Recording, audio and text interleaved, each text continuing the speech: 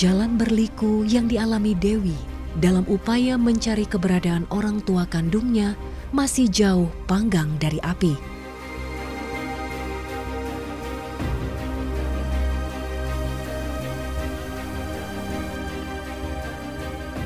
Life is like a journey that must be faced.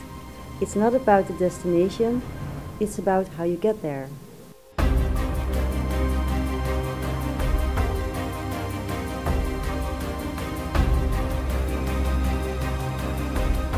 Of course, and that I hope that she's still alive and that I can tell her that I am healthy, that I have a good life here.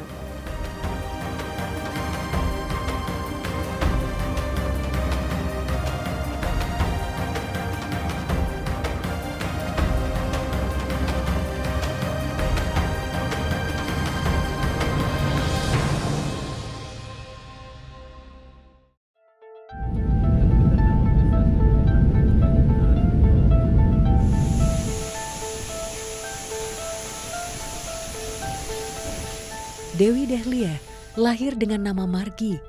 Ia adalah salah satu dari ribuan anak yang menjadi korban praktek adopsi ilegal antara Indonesia dengan Belanda pada tahun 1980. Dewi masih bimbang tentang identitasnya. Nama dan tanggal lahir yang tertera dalam secarik salinan kertas tak menguatkan keyakinannya atas asal-usul siapa dirinya.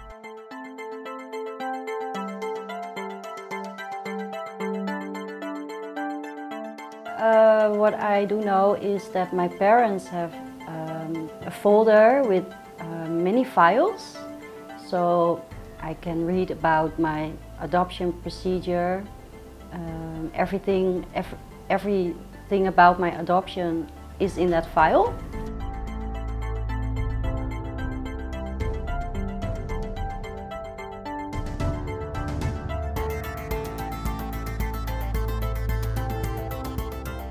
So in 2010, I went to Indonesia for 5 weeks, and then I also visited the orphanage where I come from. The orphanage, Loka Kasih, is from the foundation Kasih Bunda.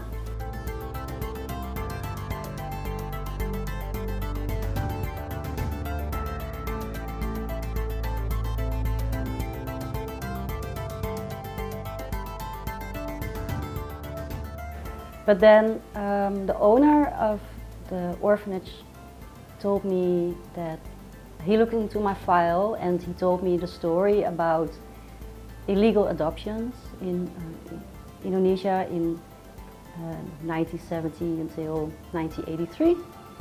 And he said, yeah, he looked into my file and he said, probably your documents are falsified. So the information in my adoption file is not correct. So then I actually was in shock and I thought, I don't believe that. So then in the years after, I think I have been in Jakarta like 15 times to try to find her. Yeah, because it's very difficult when you have information which is not correct. Then yeah, where do you have to look? Where do you have to search for information? So yeah, but I kept trying, but until now, no results.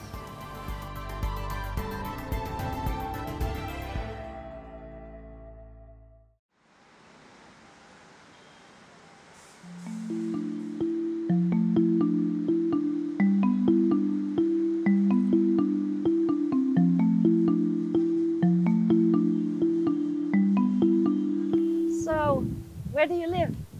In Jakarta? I live in Kemang, Okay. South Jakarta, Okay. And for how long already? since January January this year. this year. Okay. And Yeah, you're ready. Praktek pengasuhan anak melalui jalan pintas adopsi tanpa landasan hukum yang kuat melahirkan kompleksitas masalah. Ada yang menangguk untung, seraya di kemudian hari meninggalkan konflik batin yang dalam seperti yang dialami Dewi dan ribuan anak adopsi lainnya.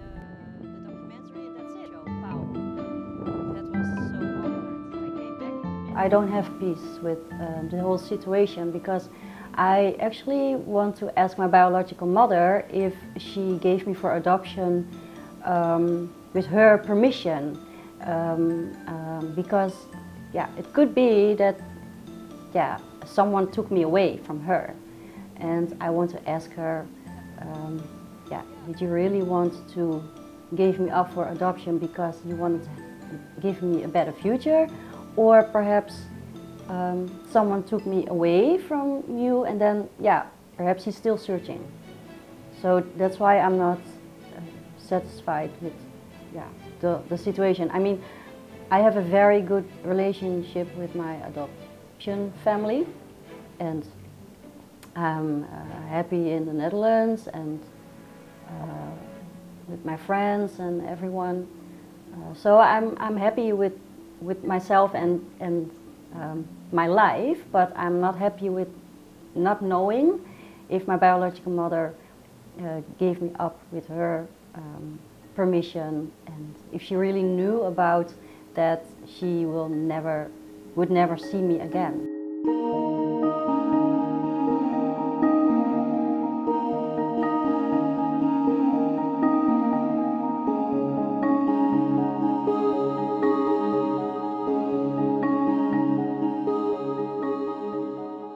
I have a cooperation with Foundation Mijn Roots in the Netherlands, and they also found out that a lot of mothers never wanted to give up their baby. So that's why I'm not happy with the situation.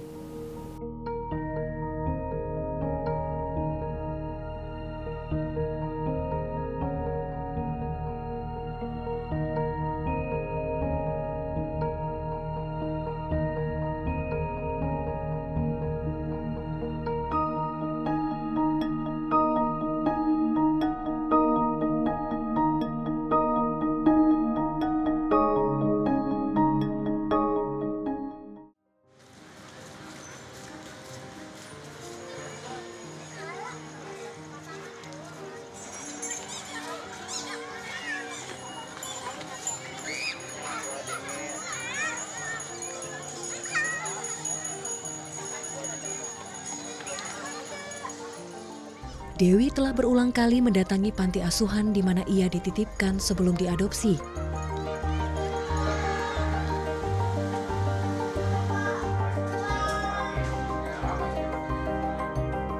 Namun, pada tahun 2010 ia disuguhkan dengan pemandangan yang tak biasa selama ia mengunjungi panti asuhan. Batinnya kalut ketika melihat beberapa raga dengan tatapan yang kosong berdiam diri di sudut ruangan. Orang-orang tersebut adalah anak-anak yang tak diadopsi pada masanya lantaran memiliki kondisi yang istimewa. And I went back to the orphanage in 2010 because when I was there were some adults. They were not adopted. So in that orphanage where I come from, there still lived some adults who were not adopted as a child because they had like mental disabilities. Then I asked, what do they do here? And then the owner, he said, nothing, because they cannot do anything. But I said, why they cannot do anything? I mean, because they're disabled, they have mental problems. So they only sat in a corner, doing nothing the whole day.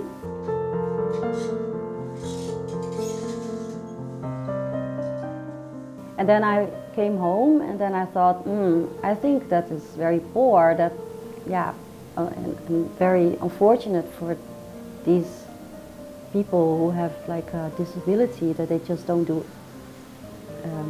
nothing the whole day. So I wanted to know how Indonesia is dealing with people with disabilities, and also with children with disabilities in particular. Do you want to adopt a child?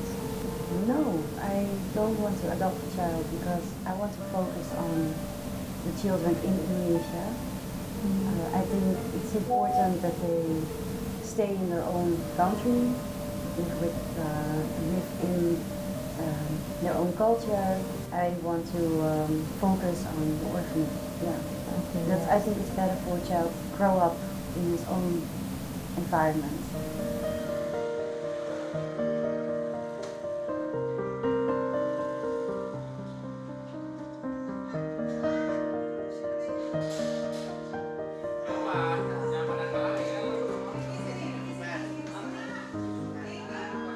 Di Indonesia, pemahaman masyarakat tentang penyandang disabilitas masih terbilang rendah, sehingga mereka sulit keluar dari belenggu stigma.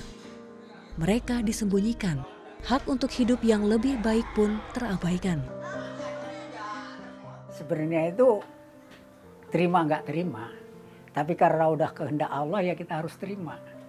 Itu kan kita cobaan, kalau saya berpedoman Allah tuh mau coba manusia tidak melebihi manusianya, jadi kemampuannya asalnya.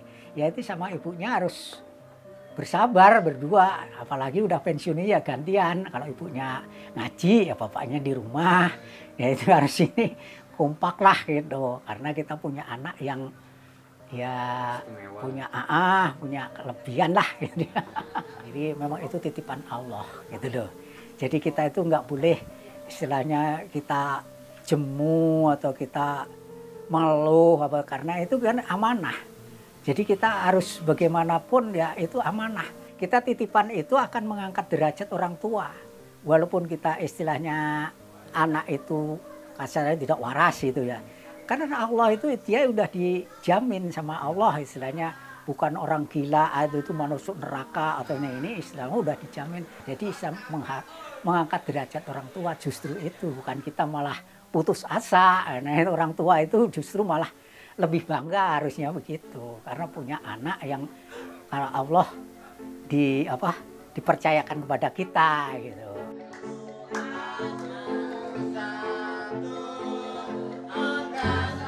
Berdasarkan data statistik yang dipublikasikan Kementerian Koordinator Bidang Pembangunan Manusia dan Kebudayaan Republik Indonesia, pada Juni 2022, jumlah anak dengan ragam keterbatasan fisik, sensorik, mental, dan intelektual pada usia 5-9 tahun adalah 2.197.833 jiwa. Dari jumlah penduduk pada usia tersebut yang berkisar 66,6 juta jiwa. Namun dari jumlah tersebut, anak-anak yang mengenyam pendidikan inklusif hanya 269.398 anak, atau sekitar 12,26%.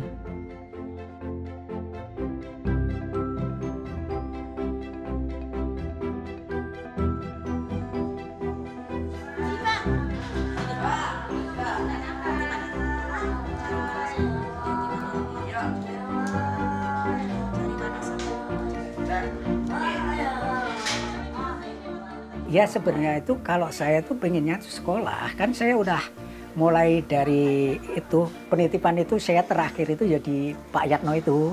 Sebelumnya saya udah muter-muter. Yang ke Depok itu mahal karena harus beli sopanya, terus ditanya itu makanannya apa, tiap hari apa. Nah itu harus sesuai di jumlah itu duitnya itu habisnya 100. Nah terus sopanya jadi 100 itu kali 30 berarti 3 juta, berarti bayarnya buat makannya aja 3 juta, belum yang lain. Itu embel-embel yang lain. Maka tuh waduh, saya tuh akhirnya tuh nyari-nyari lagi. Terus ada saudara yang bilang, oh di situ ada di Gunung Putri. Nah itu ada, masih telusuri saya sama ibunya tuh nyari-nyari. Nah adanya di sebelah sono, tapi itu sekolahan autis. Jadi bukan yang kayak Pak Yatno, tapi yang autis ada di sebelah sono. Nah itu sama yang gurunya sono ditunjukin ke Pak Yatno. Kalau Pak Yatno itu ya penampungan, istilahnya itu anak jalanan juga anak titipan. Jadi bukan anak autis aja.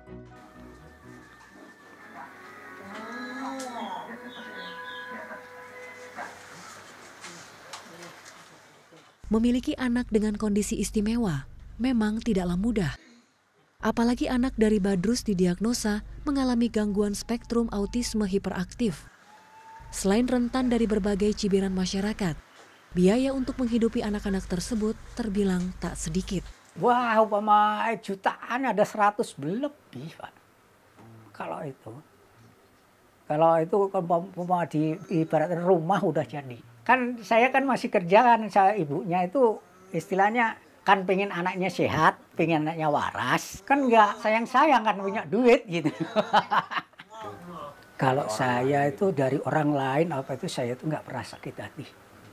Saya itu dari mulai dulu itu ya. Kalau orang mencemooh atau ngejek saya itu bukan malah balas ngejek. Saya terima kasih, barangkali itu kekurangan saya. Saya akan memperbaikinya. Seseorang lagi ya, Nak. Mama pinter, iya sayang. Iya sayang, mama pinter. Iya sayang. Mama pinter. Jadi tidak ada, saya sama istri tidak ada jemu-jemunya. Jadi usahanya ya orang pinter ke dokter, walaupun kita hasilnya tetap aja kita yaitu terima dengan apa yang diberikan oleh Allah. Jadi tidak, walaupun itu anak belum normal, saya tidak ada istilahnya bosen atau menyesal, enggak.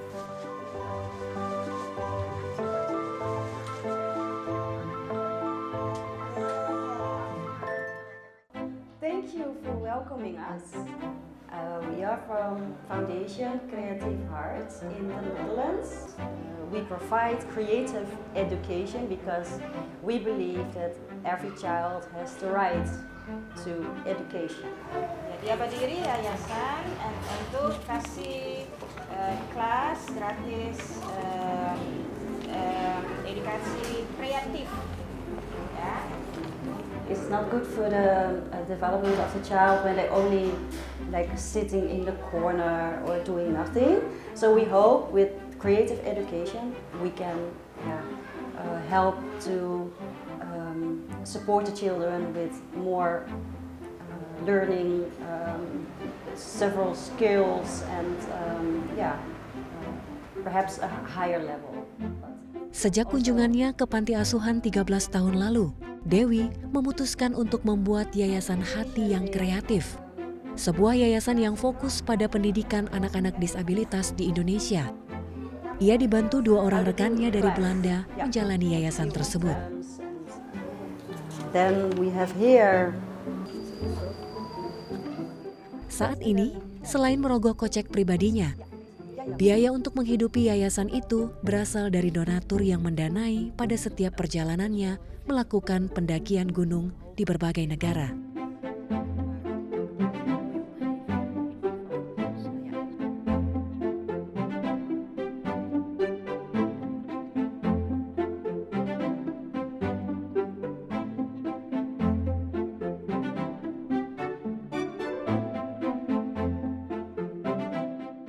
I thought actually I wanted to do something for my country, my birth country. Well, I think my attention for Indonesian children because I'm adopted from Indonesia, so of course I have connection with the country. And as a child, I was given a chance for a better life. I don't need to save the whole world. I mean, even when it's small, then for me it's enough.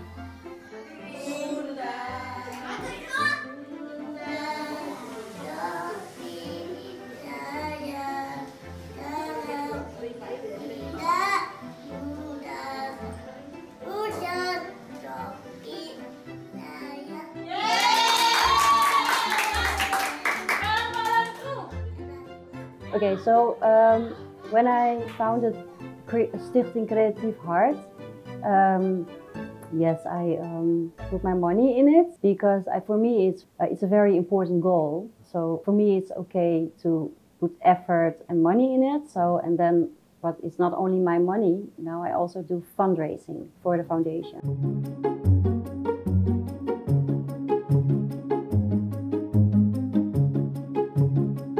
Perjalanan Dewi dalam membantu penyandang disabilitas di Indonesia mulai membuahkan hasil.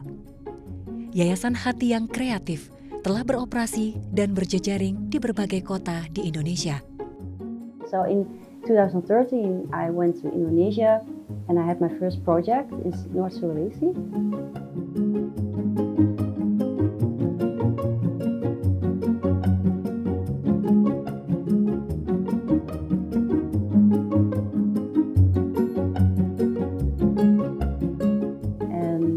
Had a small project in Lombok.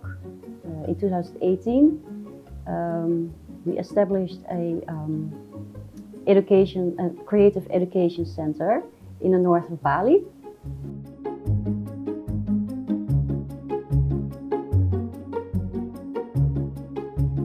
in this creative education center, there we have children with Down syndrome, autism, ADHD, and we provide creative education for these children because we see now in these 5 years already how they develop through creative education.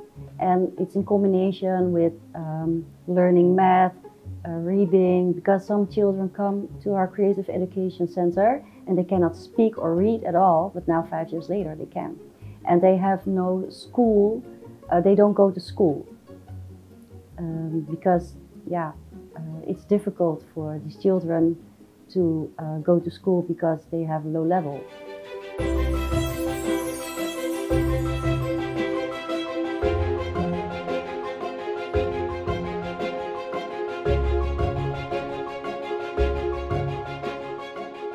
We believe that every child has the right to education, and we also believe that every child, even when they have a disability like they're blind or deaf, or a child who is blind can make music. A child who is deaf can paint, So we don't think that when you have a disability that you cannot do anything.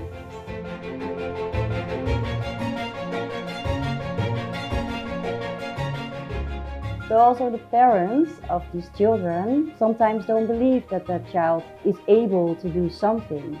When you see our videos, Facebook or Instagram page, and you see how the kids grow, they develop, their development.